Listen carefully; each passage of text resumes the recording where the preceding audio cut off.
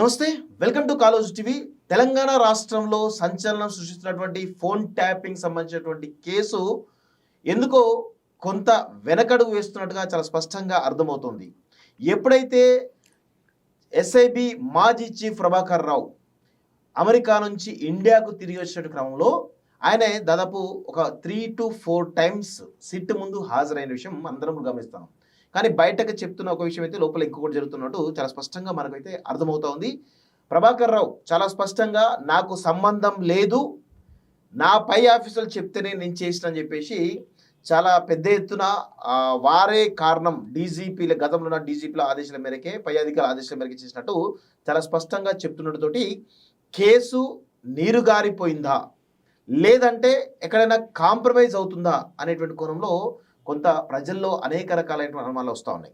ఈ క్రమంలో ఇదే ఫోన్ ట్యాపింగ్లో చాలా కీలకమైనటువంటి అంశం ఏదైతుందో, గతంలో చక్రధర్ గౌడ్ని అక్రమంగా తీసుకెళ్ళి తనని తన కుటుంబాన్ని వేధించి అక్రమ కేసులు పెట్టి వేధించినటువంటి విషయం మనందరం కూడా గమనించాం. ఆ క్రమంలోనే హరీష్ రావు తన ఫోన్ ట్యాపింగ్ చేసి చెప్పేసి హైకోర్టులో కేసు వేయడం జరిగింది. రీసెంట్గా సుప్రీంకోర్టులో కూడా తన కేసు వేయడం జరిగింది. సో దీనిలో మరి చక్రధర్ గౌడ్ తన వాదన ఏంటి, నిజంగా ఈ ఫోన్ ట్యాపింగ్ కేసు అంశం ఏదైతుందో కొంత వెనకడుగు వేస్తున్నట్టు కనబడుతున్నట్టు మనకి స్పష్టంగా అవుతుంది. మరి చక్రధర్ గౌడ్ ఏమంటారు, వారి మాటలు తెలుసుకునే ప్రయత్నం చేద్దాం. అన్న నమస్తే. నమస్తే. సో మీరు ఫోన్ ట్యాపింగ్లో గత కేసీఆర్ ప్రభుత్వంలో అత్యధికంగా బలైంది, నష్టపోయింది, అనేక రకాల ఇబ్బంది పడ్డదానిలో చక్రధర్ గౌడ్ ప్రథమ స్థానంలో ఉంటాడు. మీరు కూడా ఈ ప్రభుత్వం వచ్చిన తర్వాత, కాంగ్రెస్ ప్రభుత్వం వచ్చిన తర్వాత హరీష్ రావు తన ఫోన్ను ట్యాప్ చేశారని చెప్పేసి మీరు హైకోర్టులో కానీ సిట్టు ముందు కానీ అనేక రకాల ఆధారాలతోటి సబ్మిట్ చేశారు.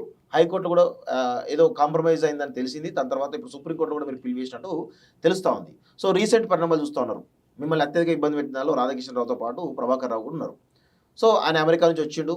సో ఏదో జరుగుతూ ఉన్నట్టు తెలుస్తూ ఉంది. సో మీకు స్పష్టంగా అసలు ఈ ఫోన్ ట్యాపింగ్ కేసు ముందుకు పోయే అవకాశం కనబడుతుందా, లేదంటే ఎక్కడైనా డిస్టర్బెన్స్, కాంప్రమైజ్ అయినట్టు ఏమైనా కనబడుతుందా? ఇప్పుడు ముందుకు పోవట్లేదు అని అన్నాం అనుకోండి, దర్యాప్తు సంస్థల యొక్క ధైర్యాన్ని, వాళ్ళ క్రెడిబిలిటీని దెబ్బతీసిన వాళ్ళం అవుతాం. ఎందుకంటే గవర్నమెంట్ ఆఫీసర్స్ పాపం వాళ్ళ శక్తి వంచన లేకుండా పనిచేస్తున్నారు. ఇవాళ ఎక్కడో అమెరికాలో ఉన్నోనికి ఆస్తులు జప్తు చేస్తామనగానే ఆస్తుల కోసం వచ్చిండు, ప్రాణభయం కోసం రాలే. సో మీరు చూసినట్టయితే పోలీస్ తమ కృషి గొప్పగా ఉంది. బట్ ఇది రాజకీయంగా ఎంతవరకు నిలబడుతుంది, తమ అవసరాలకి దీని కేసు వీగిపోతుందా, కేసు ఏమవుతుంది అనేది $1 మిలియన్ క్వశ్చన్. సరే ఇట్లా మాట్లాడినందుకు చక్రధర్ని అనొచ్చు ఇవాళ మీరు, పార్టీ చక్రధర్ మీద యాక్షన్ తీసుకుంటా అంటే మరి ప్రజలు మాట్లాడుకుంటే ప్రజల మీద యాక్షన్ తీసుకుంటామా? సో ప్రజల యొక్క విశ్వాసాన్ని మనం పెంచాలి అంటే దీంట్లో చాలా డెప్త్గా ఇన్వెస్టిగేషన్ చేయాలి. రాజకీయాలు అనేటివి ఎక్కడ ఆ సిట్ పోలీసులను దరిదాపులో కూడా వెళ్ళకూడదు. నా కేసు విషయంలో 101% హరీష్ రావు అనే వాడిని లోపల వేయాల్సింది. అన్ని ఆధారాలు ఉన్నాయి. రాధాకిషన్ రావు అండి 11 నెలలు జైల్లో లేడా? అతను లేదు అని చెప్పేసి కేసు క్వాష్ అయిపోతే ఆశ్చర్యపోయారు అంతా. దీనికి కొత్తగా ఏం చెప్తారంటే బీఆర్ఎస్లు చక్రధర్ కాంప్రమైజ్ అండి అంటే, చక్రధర్ కాంప్రమైజ్ అయితే సిద్ధార్థ్ లూత్రా వచ్చి ఎందుకు వాదించాడు? Who is Siddharth Luthra? ఒక సుప్రీం కోర్టులో టాప్ నంబర్ 5లో ఉన్న ఒక వ్యక్తి, అతని కోసం స్టేట్ గవర్నమెంట్ అంత కృషి చేసినప్పుడు ఈ కేసు ఎలా ఓడిపోతుంది? సో చక్రధర్ ఏం వాదించేది కాదు కదా. సో ఇంత జరిగినాక నాకు ఎప్పుడైతే కేసు క్వాష్ అయిందో ఇమ్మీడియట్గా నేను సుప్రీంకోర్టులో పిటిషన్ వేసిన, అది పెండింగ్లో ఉంది. ఇక్కడ ఉన్న వాళ్ళు సంకలు గుద్దుకోవచ్చు, సుప్రీంకోర్టులో కేసు ఉంది ఇంకా. బట్ నాతో గవర్నమెంట్ రాలేదు, ఛాలెంజ్ చేసిన నాతో గవర్నమెంట్ రాలేదు. ఆ కేసుకి సంబంధించి మరి ఫోన్ ట్యాపింగ్ కేసే జరిగింది, మరి మంత్రులు ఎందుకు మాట్లాడలేదు, ఎవరు మా లీడర్లు ఎందుకు మాట్లాడలేదు అంటే మళ్ళీ క్వశ్చనే. అంటే చక్రధర్ మీ వాడు కాదా? ఎవడైతే ఏందో సామాన్యుడే కదా, లేకపోతే హరీష్ మనవడా, కాంగ్రెస్ వాడా? ఎందుకు మనం హరీష్ని నిలదీయలే? ఇప్పుడు అల్లు అర్జున్ విషయంలో చట్టం చాలా బాగా పనిచేసింది. మీరు చూడండి, కరెక్ట్గా పనిచేసింది, ఎక్కడ అతిక్రమించలే. అదే చట్టం ఇతని విషయంలో, హరీష్ రావు విషయంలో ఎందుకు కాలే? 3 తారీఖు కేసు అయితే 5 తారీఖు దాకా అతనికి మనం కోర్టుకు పోవడానికి వెసులుబాటు ఇచ్చినామా? 4 తారీఖే గుంజుకొచ్చి లోపల వారేసి అడిగింది ఎవడు? సో ప్రజలకి ఒక మానసికంగా మన ప్రభుత్వం రాకముందు ఏం చెప్పామంటే వీళ్ళందరికీ చెర్లపల్లిలో ఒక రూమ్ కడతాం, వీళ్ళని బొక్కలో వేస్తాం అంటే ప్రజాగ్రహం ఓటుగా మారి మనల్ని గెలిపించింది. సో మనం అదే రోజు హరీష్ రావుని మెడబట్టి గుంజుకొని వచ్చుంటే పబ్లిక్ ఈగో సాటిస్ఫై అయ్యేదా కదా. సరే చట్టం ఏం పని చేస్తుంది అనేది సెకండరీ, పబ్లిక్ ఈగోని సాటిస్ఫై చేయలేకపోయినాం మనం. అందుకే ఈ ఏడాదిన్నరలో ఈ వ్యతిరేకత మనము రైతు బంధు ఇవ్వక కాదు, అదే ఈ రాజు వికాసం కాదు, రుణమాఫీలు కాదు, పబ్లిక్ అంతా హ్యాపీగా ఉన్నారు పథకాలతోటి. పబ్లిక్ హ్యాపీగా లేనిది కల్వకుంట్లోని ఎందుకు ఏం చేస్తలేము, దొర దోపిడింత జరిగితే ఎందుకు మనము కక్షపూరిత రాజకీయాలను ఓడన్నాడు. ఆ రోజు రేవంత్ రెడ్డి గుంజుకొచ్చినప్పుడు వాడు ఏ రాజకీయం వాడిండో అదే రాజకీయం మనం వాడదాం. సో ఈ యొక్క ఇంకొకటి, అతను నాట్ టు అరెస్ట్ తెచ్చుకున్నాక పోలీస్ వాళ్ళు ఒక్కసారి కూడా అతన్ని విచారణకు పిలవలే. ఎందుకు?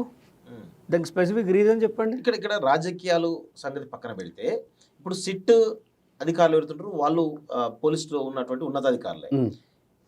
ప్రభాకర్ రావు కూడా ఒకప్పుడు ఉన్నతాధికారే. సో వాళ్ళు అంతా పోలీస్ అనేటువంటి దాంట్లో ఉన్నతాధికారుల వ్యవస్థలో ఉన్నారు. సో కేసు ఆ కోణంలో తీసుకున్నట్లయితే సిట్ ఎందుకో స్ట్రాంగ్గా ప్రభాకర్ రావుని విచారించట్లేదేమో, ఇటు ప్రణీత్ రావుని విచారించినట్టు కానీ లేకపోతే మిగతా వాళ్ళని విచారించినట్టు ప్రభాకర్ రావుని అంత స్ట్రాంగ్గా విచారించట్లేదేమో అనేటువంటి అనుమానాలు బలంగా ఉన్నాయి. దీనిపై మీ అభిప్రాయం అంటారు అసలు? ఇప్పుడు సివి ఆనంద్ గారు ఉన్నారు కదా, నాకు తెలిసిన వారికి నేను చూసిన కాడికి గతంలో నా మీద సైబర్ కేసు అయినప్పుడు కూడా సిపి హైదరాబాద్ సిపి సివి ఆనందే. ఎక్కడ మీడియాలో సివి ఆనంద్ కనిపించలే. చక్రధర్ మీద కేసు అయినప్పుడు ఈ రాధాకిషన్ రావు గాడే తెర మీద కనిపించిండు, వాడే సిపి అయిండు, వాడే అన్నీ చేసిండు. సివి ఆనంద్ గారు గొప్పతనం ఏంటంటే ఒక దగ్గర తప్పు జరిగితే అతను దాన్ని ఓవర్కమ్ చేయలేనప్పుడు ఆ తప్పులో భాగస్వామి కాడు, పక్కన వెళ్ళిపోతాడు, డ్యూటీ నిజాయితీగా చేస్తాడు. అండ్ ఇప్పుడు జూబ్లీ హిల్స్లో ఎవరైతే సిట్ ఆఫీసర్ ఉన్నాడో ACP is very honest person. నేను చూసిన వారు నా కేసు గురించి చాలా కష్టపడ్డ తరుణంలో వారిని చూసిన. ఇప్పుడు ఆఫీసర్ అర్థమవుతాడు కదా, ఆయన అడిగే పద్ధతి కానీ చేసిన నాకైతే ఇన్వెస్టిగేషన్లో ఎక్కడా కూడా తప్పు పోతుందని ఆలోచన లేదు. Police they are doing the best, వాళ్ళకు వంక పెట్టను. కానీ కోర్టుకు పోయేవారికి ఏమవుతుందో అర్థమవుతలేదు. అర్థమైందండి. ఇప్పుడు ఒక దొంగను పట్టుకొస్తాం, లోపలేస్తాం, బట్ వాడికి శిక్ష పడుతుందా పడదా అనేది కూడా ఒక మ్యాటరే కదా. సో అక్కడే నాకు అనుమానాలు. అయితే 20 తారీఖు మన కేసు కొట్టేశారు ఫోన్ ట్యాపింగ్ది. 24కి యశ్వంత్ వర్మ ఢిల్లీలో కోట్ల రూపాయలతో దొరికిండు. ఇవన్నీ చూసినప్పుడు ఏమైపోతుందంటే ప్రజలకి జ్యుడిషియరీ మీద ఒకంత అపనమ్మకం ఏర్పడుతుంది. సో ఇప్పుడు చక్రధర్ అమ్ముడు వేయండు అని జడ్జిని అనలేకను, న్యాయస్థానాలు అనలేకను, లాయర్లను తిట్టలేకను నాలాంటి అమాయకుని పట్టుకొని అమ్ముడు వేయరు అంటారు. అరే మేము అమ్ముడు వేయటం అయితే సుప్రీంకోర్టు దాకా ఎందుకు పోతా, అంతే కదా. సో కొంత న్యాయస్థానాలు కూడా ఇట్లా 50 కోట్లు 30 కోట్లు దొరికినప్పుడు కరెక్ట్ జడ్జిలను కూడా, గతంలో గాలి జనార్దన్ రెడ్డి విషయంలో పట్టాభి అని ఉండే, ఆయనను జైల్లో పారేసారు జేడి లక్ష్మీనారాయణ గారు. అలాంటి వ్యవస్థ, అన్ని వ్యవస్థలపైన నిఘా ఉంటేనే సొసైటీలో ఈ హరీష్ రావు లాంటి వాళ్ళు, కల్వకుంట్ల లాంటి వాళ్ళు ఏమన్నా మనకు న్యాయం జరుగుతుంది. అంటే మీరు స్పష్టంగా కొంత కన్ఫ్యూజ్ చేస్తున్నట్టు కనబడుతోంది. ఇటు రాజకీయ నాయకుల ప్రమేయం, వాళ్ళిద్దరు కొలాబరేట్ అయ్యి కేసు నిర్ధారించిన, లేకపోతే కోర్టులలో ఎక్కడో మేనేజ్ అయ్యి ఏదో వ్యవస్థ మేనేజ్ అయ్యి ఈ కేసు అనేది కొట్టుడు పోయిందా, ఏది కన్ఫ్యూజన్ క్రియేట్ చేస్తున్నారు మీరు? సీనన్న గారు, నేను మీకు తెలుసు ఏదన్నా ఉంటే కొండబద్దలు కొట్టినట్టు చెప్తా. ఎవడో ఏదో పదవిస్తే మనం పదవి కోసం పెదవులు మూసే రకం కాదు. అది జ్యుడిషియల్లో చేసిండా నాకు తెలియదు, పొలిటికల్గా చేసిండా తెలియదు. కానీ చక్రధర్ వల్ల మాత్రం ఒకటి జరిగింది, ఇది వాస్తవం. ప్రేక్షకులందరూ దీన్ని ఒప్పుకోవాల్సింది. ఎందుకంటే ఫోన్ ట్యాపింగ్ చక్రధర్ చేతిలో ఓడిపోతే హరీష్ రావు రాజకీయం జీరో అవుతుంది కాన్స్టిట్యున్సీలో. ఒక కుర్రోడి విషయంలో పోతే మా రేవంత్ రెడ్డి కాలు మొక్కిండా తెలియదు, మోడీ కాలు మొక్కిండా తెలియదు, ఏదో అయితే జరిగింది. లేదా మా మామని నీకు బలిస్తా, మా బామ్మర్దిని నీకు బలిస్తా, నేను 10 రూపాయల దొంగని, వాడు కోట్లు దోసుకున్నాడు, వాళ్ళ గుట్టు నీకు చెప్తా అన్నప్పుడు పోలీస్కి ఒక పద్ధతి ఉంటుంది. 10 రూపాయల దొంగను వదిలిపెట్టి 1 కోటి రూపాయల దొంగను పట్టుకునే ఒక సంస్కృతి ఉంది కదా. దాంట్లో భాగంగా హరీష్ రావుని మా ఇన్ఫార్మర్గా వాడుకుంటురేమో అది చెప్పలేము. కానీ ఇద్దరు బాబామ్మలు వచ్చి టప్పట్లు వేసుకుని తిరుగుతున్నారు. మనం గత కొన్ని రోజులు చూస్తున్నాం. అంతకుముందు ఇంత క్లోజ్నెస్ లేదు. గత వారం 10 రోజుల నుంచే చాలా క్లోజ్ గా అవును, బావా బావా అని సంబోధించడం. కవిత టార్గెట్ చేయడానికి లేకపోతే కవిత కోసమా లేకపోతే ఇంకే వేరే వాటి కోసమో తెలియదు కానీ మొత్తం క్లోజ్ గా ఉన్నారు కదా. మరి ఈ క్రమంలో హరీష్ రావు కోవటం ఇట్లా అయ్యే అవకాశం ఉంటుంది. ఒకటి, హరీష్ రావుకి ఒక విషయం తెలుసండి, ఇల్లు కట్టిన మేస్త్రి ఇంటి ఓనర్ కాలేడు. నిజంగా బీఆర్ఎస్ నిర్మాణంలో హరీష్ రావుది, సరే ఇవన్నీ పక్కన పెడితే ఆయనది ఒక చెప్పుకోదగ్గ గొప్ప విషయం. ఆయన అంత స్థాయిలో ఆ పార్టీ కోసం అహర్నిశలు పనిచేసిండు. తాను కేటీఆర్ చేయలేదంతా, వచ్చి సీట్లో కూర్చున్నాడు. కానీ ఇస్తరాకు తెచ్చి వంట చేసి భోజనం పెట్టేంత కష్టపడ్డది అయితే హరీష్ రావే. కానీ ఆయన ఆ బిల్డింగ్ మీద ఆశ పెట్టుకుంటే నడవదు. ఆయన ఎప్పటికైనా సుతారుడే. ఇవాళ ఆ విషయం ఆయనకు కూడా తెలుసు. కానీ తమ అవసరాల కోసం బయట వాళ్ళ మీద ప్రయోగించేది బావ మీద ప్రయోగిస్తుండు కేటీఆర్. కానీ హరీష్ రావు నమ్మే పొజిషన్లో లేడు. కానీ ఆయన పరిస్థితి ఏంటంటే, ఇప్పుడు కాదంటే మామతో లొల్లి, బయటకు పోతే ఈటల రాయంత పరిస్థితి అవుతుందా నాది కూడా. బీజేపీలోకి పోతే ఈటల 2 అవుతానేమో. ఇక్కడ మామ చెప్పులు మోయాలి, ఆడ బీజేపీ చెప్పులు మోయాలి. ఈ చెప్పులు మోసే క్రమంలో ఆయన ఎటు తేల్చుకోలేక ఒక సంఘర్షణకు గురవుతుండ అనేది మాత్రం నిజం. దీంట్లో ఈ కాంగ్రెస్ పార్టీ పెట్టే ప్రెషరు కేసులలో ఇవన్నీ ఆయనను ఒకంత ఇబ్బంది పెడుతున్నాయి. ఈ క్రమంలోనే ఆయన ఫోన్ ట్యాపింగ్ విషయంలో మీకు మరీ చెప్తాను, ఎవడి కాలు మొక్కిండో తెలియదు కానీ ఈ కాలు మొక్కిన విషయం కేసీఆర్కి తెలిసింది. అప్పుడే చీలికలు వచ్చినాయి. దాంట్లో ముఖ్య పాత్ర చక్రధర్ది. ఆయనని అన్కండిషనల్గా డబ్బుకు లొంగకుండా, పదవుకు లొంగకుండా నేను స్ట్రాంగ్గా నిలబడ్డా కాబట్టే ఈయన పోయిండు. ఈయన పైన కాలు పట్టుకుంటా అని ఎవరు కాలు పట్టుకున్నారో నన్ను అడగకండి. ఢిల్లీ ఎవరి కాలు మొక్క వేయండో, కుంభమేళపై ఎవరి కాలు మొక్కిండో నన్ను అడగకండి. ఓవరాల్గా మొక్కిండు. మామకు తెలిసింది, నా కొడుకేమో ఇట్లున్నాడు, వీడేమో కాళ్ళు మొక్కుంటూ అందరితో అజాత శత్రువుగా మారుతాడు, వీడు ఎప్పటికైనా ముప్పే అని కవిత, అయ్య, బిడ్డ అంతా గ్రహించి హరీష్ రావుని ఏకాకిని చేసిరు. ఇది ఎవరు ఒప్పుకున్నా ఒప్పుకోకున్నా ఇది ఫ్యాక్ట్. రీసెంట్ పరిణామాలు లేవు కదా. మరి రీసెంట్ పరిణామాలు చూస్తే కవితనేమో తిరుగుబాటు జెండా ఎగరేసింది, బీఆర్ఎస్ మీద డైరెక్ట్ కేసీఆర్ మీద తిరుగుబాటు జెండా ఎగరేసింది, ఇటు బాబామ్మలు ఏమో అలై బాలే అని తిరుగుతా ఉన్నారు. మరి మీరు చెప్తున్న కొంత కంప్లీట్ డిఫరెన్స్ కనబడుతుంది. ఇది హరీష్ రావు నేను ఎవ్వరికి అమ్ముడు పోలే అని చెప్పే ప్రయత్నంలోనే ధృతరాష్ట్ర కౌగులే, అదైనా ఇదైనా వీళ్ళందరిది ఒకటే. ఒకటి గుర్తుపెట్టుకోండి, హరీష్ రావు నమ్మే పరిస్థితి కల్వకుంట్ల ఫ్యామిలీలో లేదు. వీడు ఎప్పటికైనా నాకు థ్రెట్టే అని వాళ్ళకి ఎప్పటికేలో ఉన్నది. హరీష్ కూడా వీళ్ళని నమ్మే పరిస్థితి లేదు. కాదంటే బయటికి పోతే ఆయన అక్రమాస్తులు ఏమవుతాయో, ఇప్పుడు కొంచెం తేడా అయితే సిద్దిపేట టికెట్ ఆయన చేతికి వెళ్ళిపోతే ఈజ్ నథింగ్. ఎందుకంటే హరీష్ రావుకి బ్యాక్గ్రౌండ్ లేదు, ఒక మనీ ఉంది, మంచి మంచి కనెక్షన్స్ ఉన్నాయి. కానీ ఈ ఏ కనెక్షన్స్ కూడా కేసీఆర్ని కాదని.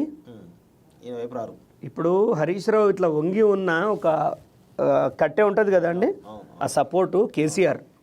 అందరు హరీష్ రావు కట్అవుట్ చూస్తారు, ఆయనకున్న సపోర్ట్ కేసీఆరే. ఆ సపోర్ట్ లేనినాడు ఈయన ఇరుసుకపడతాడు. సో హరీష్ రావు అనేవాడు కేసీఆర్ ఉన్నంతసేపే. అండ్ ప్రతి పార్టీ, కాంగ్రెస్ కానీ బీజేపీ కానీ ఎవరు కానీ హరీష్ రావుని ఆటలో అరటి పండు లెక్కనే వాడుకొని వదిలేస్తారు. ఎందుకంటే మామ లెక్కనే గుండెలు తీసిన బంటు కాబట్టి ఎంత నమ్మాలో అంతే నమ్ముతారు. కానీ ఫోన్ ట్యాపింగ్ కేసు వల్లనే హరీష్ రావు చాలా నిర్వీర్యం అయిపోయాడు. అది ఎవరు ఒప్పుకోకున్నా అది నిజం. ఇప్పుడు ఏదైతే డ్రామా మీరు చూస్తుర్రో, ఈ అలాయ్ బలాయ్ కార్యక్రమం, ఇదంతా కేసీఆర్ స్ట్రాటజీ. సొంత కూతుర్ని బయటికి పంపిండు. నా బిడ్డనే దేకను అని నువ్వెంతరా, నా బిడ్డదే ఇంత నువ్వెంత అని సొంత కూతుర్ని ఒక ఎక్స్పెరిమెంట్ టూల్గా వాడిండు. సక్సెస్ అయిండు. ఎవడు పోయినా మళ్ళీ నా దగ్గరికే రావాలనే పరిస్థితికి తీసుకొచ్చిండు. హరీష్కి ఒక వంతు భయాన్ని క్రియేట్ చేసిండు. యాక్చువల్గా హరీష్ రావు చాలా భయస్తాడు, ఇన్సెక్యూర్డ్. అందుకే మీరు చూడండి, ఆయన ఎప్పుడు చూసినా, కవిత అరెస్ట్ టైంలో చూసినా ఆయన హావభావాలు, ఎక్కడున్నా రిస్క్కి దూరంలో ఉంటాడు. ఫస్ట్ పారాషూట్ వేసుకుంటాడు. ఆయనతో నేను విభేదించిన కాబట్టి ఆయన అణువు నాకు తెలుసు ఎలా ఉంటుంది ఆయనతో. నేను ఎప్పుడు వ్యక్తిగతంగా విభేదించలేదు. ఆయన జడగొట్టే భాష కూడా నేను ఎప్పుడు మాట్లాడలేదు మీడియాలో. బట్ ఫ్యాక్ట్ ఏంటంటే హరీష్ రావు బీఆర్ఎస్లో ఉన్న రోజులు గదే మేస్త్రి బతుకాలి. బీజేపీకి పోతే చెప్పులు తీయాల్సి వస్తుంది, నడ్డాయా ఎవరియా చెప్పులు తీయాల్సి వస్తుంది. ఆయనే ధైర్యం చేసి ఒక పార్టీ పెడితేనే ప్రజలు ఏమన్నా కవితను ఎట్లా నమ్మరు. నిన్ను నమ్మే పరిస్థితి కొంచెం వరకు చెప్పలేం. అది నీకున్న ఒక కనెక్షన్స్ తోటి ఏమన్నా ఛాన్స్ ఉందా అని అంటున్నాను. అంతే తప్ప ఆయన సొంతంగా వెళ్తేనే ఆయనకు జీవితం, ఇంకా ఏ పార్టీలకు పోయినా కష్టం. ఇప్పుడు ఫోన్ ట్యాపింగ్ లో ఆల్రెడీ స్టేట్ లో హరీష్ రావు సంబంధించిన అంశం హైకోర్టులో వీగిపోయింది. ఇప్పుడు సుప్రీంకోర్టులో మీరు ఆల్రెడీ పిటిషన్ వేసినట్టు అది పెండింగ్ లో ఉందంటారు. అసలు సుప్రీంకోర్టులో అది ఎప్పుడు వాదనకు వస్తుంది? అసలు అది ముందు కనీసం సుప్రీంకోర్టులో అయినా ముందుకు పోయే అవకాశం ఉంటుందా? స్టేట్ గవర్నమెంట్ లో ఏ విధంగా అనేది కాంప్రమైజ్ అయిందో అక్కడ కూడా కాంప్రమైజ్ అయ్యే అవకాశం ఉందా? ఇప్పుడు సుప్రీంకోర్టుకి కొత్తగా ఆధారాలు యాడ్ చేయడానికి ఏముండదు. కింద ఇచ్చినదే కిందని సవాల్ చేస్తాం. చూడండి, మా పిటిషన్ ఇట్లా వీగిపోయింది, మేము ఇంత ఆర్గ్యుమెంట్స్ చేసినప్పటికీ ఇది వీగిపోయింది అంటే వాళ్ళు కొత్త వాదనలు ఏం తీసుకోరు. దీంట్లో ఉన్నదే మేము హైకోర్టును సమర్థిస్తున్నాం అంటాడా, లేకపోతే పిటిషన్ అలో చేస్తున్నాం అంటాడా అనేది ఇక ప్రజల మీద ఆధారపడి ఉంటుంది వాళ్ళ. సుప్రీంకోర్టులో వీగిపోయింది అనుకోండి, మీ వాదనలో పసలేదన్నట్టే కదా. ఒకటండి, న్యాయస్థానాలు చేసిన ఫైనల్ అంటే మీకు ఒక ఎగ్జాంపుల్ చెప్తా. జల్లికట్టు పశువులతో ఆడడం కరెక్ట్ అంటారా? మరి సుప్రీంకోర్టు ఆ తీర్పు ఇచ్చింది కదా. అంటే మెజారిటీ ఆఫ్ పీపుల్ యొక్క అభిప్రాయాలను ఇప్పుడు సమ్ టైమ్స్ కోర్ట్ అనేది పుస్తకాన్ని సాక్ష్యాన్ని బట్టి తీర్పిస్తుంది. బట్ ప్రజాక్షేత్రంలో ప్రజలు ఏమనుకుంటారు, ఇలా కాళేశ్వరంకి కూడా రేపు క్లీన్ చిట్ వస్తే చెప్పలేం. గుర్తుపెట్టుకోండి, ఇది ఒక టీవీ పెట్టి ఇంత కథ చూపిస్తుండే హరీష్ రావు, పెద్ద ఇంజనీర్ లెక్క రాత్రంతా ఇంజనీర్ దగ్గర బట్టి కొట్టొచ్చిండు, ఈ లైట్ పట్టుకొని ఇట్టి అంటుండు. అదంతా ఉత్తి డ్రామా అది.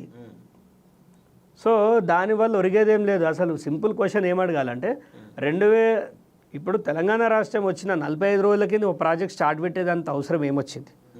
ఎవడు ధర్మిండు మిమ్మల్ని? నంబర్ 1. బిఫోర్ ఆస్తులు ఎంత మీ, ఆఫ్టర్ ఆస్తులు ఎంత మీ?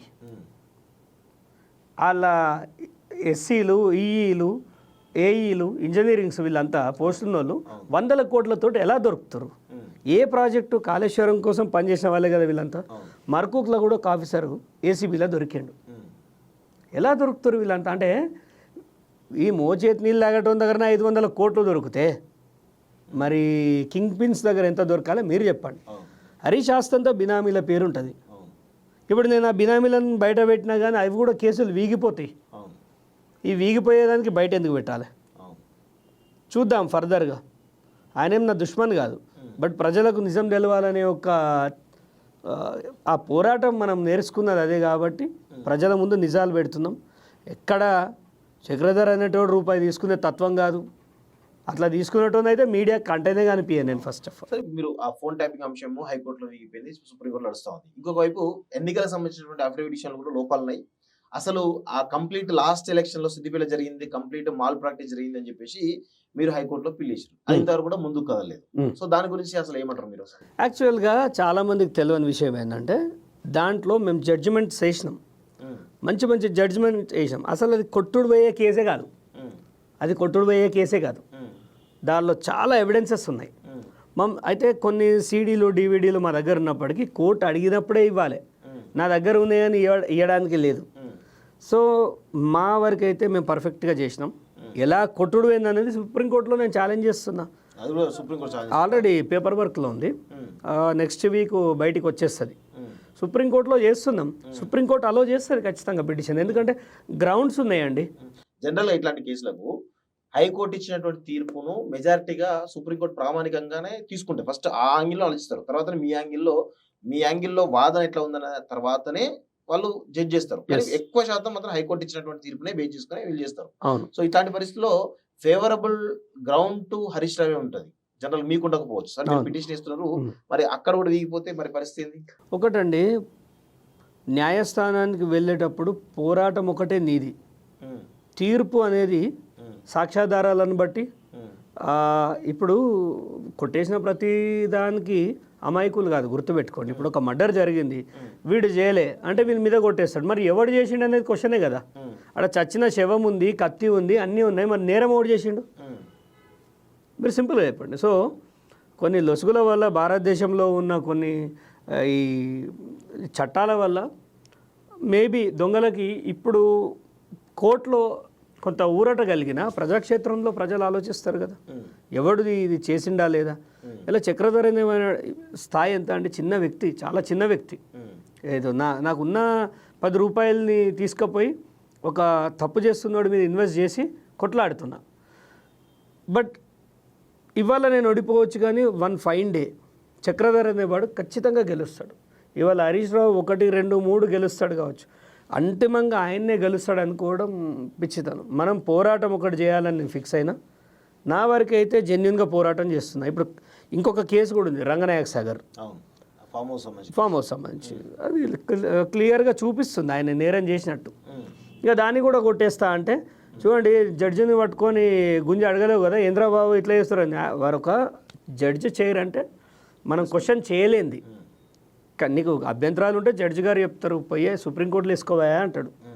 సో నా వరకు అయితే జెన్యున్గా పోరాటం చేస్తున్నా. ఇంకొకటి 30 ఏళ్ళ రాజకీయంలో, హరీష్ రావు రాజకీయంలో ఆయన మీద సుప్రీంకోర్టు పోయిన వాళ్ళు ఎవరో చెప్పండి. నేనే కదా. మరి నా శీలాన్ని శంకిస్తే ఎలా? మా పార్టీ సాధ్యమైనంత వరకు నన్ను పెద్దగా పట్టించుకోదు, నన్ను ఎలివేట్ చేయదు. ఎందుకు చేయరంటే నేను ఫైటర్ని అంతే, ముక్కుసూటిగా మాట్లాడతా. తప్పమందైనా తప్పే అంట. అది మన పార్టీ అయితే ఎవరైతే సరే, మనం మిమ్మల్ని వెనకేసుకొస్తా. రేపు ఈ వెనకేసుకొస్తే ప్రజలు ఏమంటారు, ఈ జోకుడు కింద పోయి మనల్ని కూడా సీరియస్గా తీసుకోడు. ఫ్యాక్ట్ అని చెప్పాలి. ఇప్పుడు సిద్దిపేట విషయానికి వచ్చినట్లయితే, సిద్దిపేటలో మున్సిపల్ చైర్మన్ నుంచి మొదలుపెట్టుకుంటే అటు డీసీబీ చైర్మన్ కావచ్చు, ఇంకా ఈవెన్ సూడా చైర్మన్ కావచ్చు, ఈ పోస్టులు ఇంతవరకు 18 నెలలు అవుతా ఉంది కాంగ్రెస్ ప్రభుత్వం నుంచి, ఇంతవరకు ఆ పోస్ట్ ఫిల్ కాలేదు. ఎట్ ది సేమ్ టైం అక్కడ ఉన్నటువంటి అధికారులు కానీ ఉన్నతాధికారులు వేతున్నారు వాళ్ళందరూ కూడా హరీష్ రావుకు అనుకూలంగానే పనిచేస్తున్నారు తప్ప ఎక్కడ కూడా ఆయనకు వ్యతిరేకంగా చేసినటువంటి పనుల విషయంలో కావచ్చు, మిగతా విషయంలో కావచ్చు, ఎక్కడ కూడా పనిచేయడం లేదు. ఇంకా కూడా సిద్దిపేటలో బీఆర్ఎస్ సంబంధించిన పాలనే కొనసాగుతుంది, వాళ్ళ ప్రభుత్వం కొనసాగుతుంది సిద్దిపేట వరకు అనేది ఒక స్పష్టంగా తెలుస్తోంది. దీని గురించి మీరేమంటారు అసలు? ఖచ్చితంగా ఇప్పటికి హరీష్ రావు చెప్పిందే కాంగ్రెస్ పార్టీ నాయకుడు చెప్తున్నారు మీరు? కాంగ్రెస్ పార్టీ నాయకుడిగా చెప్తున్నా, చక్రధర్గా చెప్తున్నా, అక్కడ ఓటర్గా చెప్తున్నా. అంటే ఇది కాంగ్రెస్ పార్టీ వైఫల్యం కాదా? వైఫల్యం అంటే ఒకటండి, సిద్దిపేట పైన కాంగ్రెస్ పార్టీకి దృష్టి లేదు. ఫస్ట్ ఆఫ్ ఆల్ దృష్టి ఉంటే మార్కెట్ కమిటీలు ఇప్పటి వరకు రాలే. ఎందుకు రాలే? మరి అక్కడ ఉన్న వాళ్ళు చొరవ తీసుకోవాలి కదా. ఇప్పుడు వీనికి ఇస్తే వీనికి గొడవ అంటావు, వీనికి ఇస్తే కాంగ్రెస్ అంటేనే మనం లొల్లిలు పెట్టుకోవటోళ్ళం, ఫైట్లు చేసేటోళ్ళం. ఇప్పుడు ఎవరికో ఒకరికి ఇస్తే ఎవడో ఒకరు లొల్లి పెడతాడు. బట్ నువ్వు ఇంకా లేట్ చేస్తే ఇద్దరు నీకు దూరం అయిపోతారు. ఇవాళ స్థానిక సంస్థల ఎలక్షన్స్కి ఏమని పోవాలి? మార్కెట్ కమిటీలు ఏవి? మినిమం కష్టపడడానికి ఇవ్వాలనా లేదా? సరే, చక్రధర్కి సూడా అడిగితే మా నాయకులే కొంతమంది సాయంత్రం వాంతోడు పోయి మంది అవుతారు హరీష్ ఖాన్ తోటి. కొంతమంది ఉన్నారు, వాళ్ళు కూడా చక్రధర్కి ఇవ్వద్దు.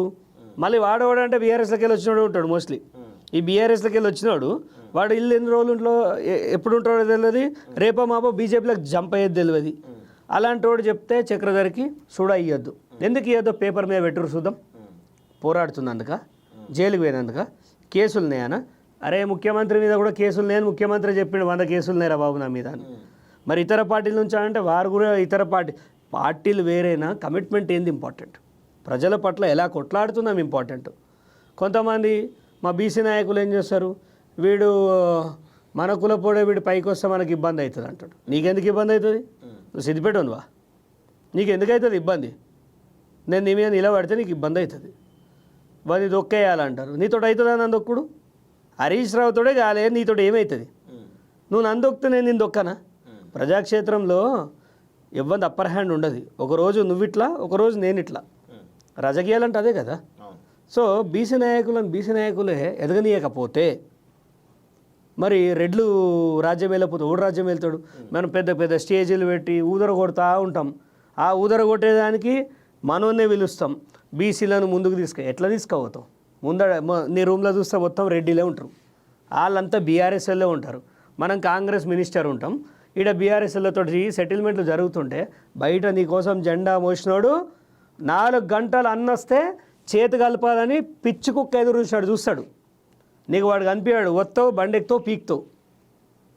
రేపు ఓట్లకు రా అప్పుడు చూపిస్తారు కార్యకర్తల బతుకు చాలా హీనంగా ఉందండి. నిజం చెప్తున్నా, సిద్దిపేటలో నేను చూస్తున్నా చాలా హీనంగా ఉంది. పలకరించే నాదోడు లేడు. సిద్దిపేటలో ఏ కాంట్రాక్ట్లు వచ్చినా కాంగ్రెస్ గవర్నమెంట్లో మొత్తం బీఆర్ఎస్లకే పోయినాయి. ఏది చూపిస్తాం ఇవాళ ఆర్టీ వేసి మీకు చూపిస్తాను, మొత్తం బీఆర్ఎస్లకే పోయినాయి. కాంగ్రెస్ జెండా మోసిన ఎందుకండి? అరే ఇప్పటివరకు మార్కెట్ కమిటీలు దిక్కు ఎవరికొకరికి ఈరి ఏమన్నా కాంగ్రెస్ మీద తిరుగుబాటు జెండా ఎగరేద్దామా ఏమన్నా మీరు? ఈ నిజాలు మాట్లాడుతాను. నేను ఏ పదవి ఎక్స్పెక్ట్ చేస్తలేను కాబట్టి నన్ను పెద్ద పీకేది ఏమి ఉండదు ఒకడు. నేను రేవంత్ రెడ్డి బాగుండాలి, అంత కష్టపడి పార్టీని తీసుకొచ్చిండు. రేవంత్ రెడ్డి సమర్థుడైనా కింద కూడా సమర్థులు ఉండాలి కదా. ఆయనని కాలుబట్టి లాగేటోళ్ళు చాలామంది ఉన్నారు. ఇట్లా మాట్లాడితే సస్పెండ్ అవుతామని నాకు మొన్న చెప్తే, ఇప్పుడు ఉండి మాత్రం చేసేది ఏమున్నది? ఉండి మాత్రం చేసేది ఏముంది? ఏమైనా అలంకారాలు వేస్తుర్రా? నిన్నగాక మొన్న ఫోన్ ట్యాపింగ్ కేసులో రియల్ ఎస్టేట్ వ్యాపారి, రియల్ ఎస్టేట్ నువ్వు కాంగ్రెస్ ఉండగానే నువ్వు గుర్తిస్తలేవు. అరే నిజాలు మాట్లాడుకుందాం. రేపు గవర్నమెంట్ రావాలంటే ఇట్లుంటేనే అవుతుంది. నేను జోకి వాడు జోకి అందరూ జోకితే ప్రజలు జోపుతారు మనల్ని. నెక్స్ట్ జోకర్ లాగా చూస్తారు. అట్లీస్ట్ ఎవడో ఒకడు సత్యం మాట్లాడాలి. ఈ సత్యం మాట్లాడిన నల్లను సస్పెండ్ చేసుకుంటా పోతే మీరే మిగులుతారు, ఎవడు ఉండడు. అంతే. చివరిగా హరీష్ రావు పరిస్థితి ఎలా ఉండబోతుంది అసలు? మీరు అన్న ఇవన్నీ కేసుల పరిణామ క్రమంలో అంటే ఆయన సేఫ్ జోన్లోకి వెళ్ళిపోతాడా, లేకపోతే ఏమైనా దోషిగా ప్రజాక్షేత్రంలో నిలబడగలుగుతాడా? ఇట్లా ఏమనిపిస్తుంది మీకు అసలు? ఒకటండి, ఆయన ఎట్లున్నా వేస్ట్. ఇప్పుడు ఆయన న్యూట్రల్గా ఉంటే ఆయన కెరియర్ లేదు. బీఆర్ఎస్లో ఉంటే అసలే లేదు. అది ఎప్పటికైనా ముప్పే. బీజేపీలక ఆయన ప్రాణం పైన అలాగ పోలేడు. ఎందుకంటే ఆయనకు హనుమాన్ చాలీసానే చదవరాదు. ఆయన బీజేపీలకు ఇవ్వబోతాడు. ఉన్నది ఏంటంటే ఆయనకు నిజాయితీ గల అపోనెంట్కి ఒక్క సలహా ఇస్తా హరీష్ రావుకి. ప్రస్తుతం నీకు నువ్వు ఒక లీడర్గా ఎస్టాబ్లిష్ అయితే తప్ప ఈ రాష్ట్రంలో నీ మనుగడ కొనసాగదు. నువ్వెంత ప్రమాదకరమైన వ్యక్తివో నాయకులకు తెలుసు. సో నిన్ను ఖతం చేయడానికే చూస్తారు. కాబట్టి నీకు నువ్వు సొంతగా ఒక పార్టీ పెట్టుకుంటే తప్ప నిన్ను ఏ పార్టీలైనా నువ్వు టిఫిన్ క్యారేజీలు మోసేటోనివే అవుతావు. నీకంటే చిన్నోన్నైనా ఒక మాట నేను దగ్గరగా చూసిన వ్యక్తిగా చెప్తా, ఒక సీఎం కావాలనుకున్నోడికి ఈ రకమైన చాష్టాలు ఉంటే కష్టం. సీఎం కావాలనుకున్నాడు అయితే అటు లేదా ఇటు, గోడ మీద పిల్లలు ఎక్కుంటే ఎవడో వచ్చి పుణ్యకాలం కానిస్తాడు. జర అది చూసుకో. మాలాంటి వాళ్ళ మీద నీ కత్తి చూపించడం ఏదో, నీకు వెన్నుపోటు పడుతున్న నీ బావమరిది, నీ మామ అండ్ ఆమె కవిత, వీళ్ళ మీద చూపించిన నీ వీరప్రతాపం, అప్పుడు ప్రజలు నిన్ను నమ్ముతారు. ఏం దొంగతనం జరిగిందో చెప్పు. అరే నా పాత్ర లేదురా, వాడు ఏడబెట్టుకుంటాడు సంతకం పెట్టినా అని చెప్పు. నేను కూడా ఎందుకు క్షమిస్తా. అంతే తప్ప ఆ దొంగలకు సర్ది కట్టిన ఆ బీజేపీల ఈటల రాజేందర్తో జరిగిన నీ జీవితం గంతే అవుతుంది. ఓకేనా? Thank you very much. So ఇది మొత్తానికైతే ఫోన్ ట్యాపింగ్ అంశంలో చాలా వరకు కోర్టుల్లో కేసులు వీగిపోతూ ఉన్నాయి. అదేవిధంగా సుప్రీంకోర్టు కూడా చాలా పలు కేసులు కూడా మా శేఖరరావు గారు వేసిన విషయం చూస్తూ ఉన్నాం. సో మొత్తానికైతే ఎక్కడో ఒక దగ్గర ఖచ్చితంగా హరీష్ రావుకు చెక్ పడేటువంటి అవకాశం ఉన్నట్టుగా చాలా స్పష్టంగా తెలుస్తూ ఉంది.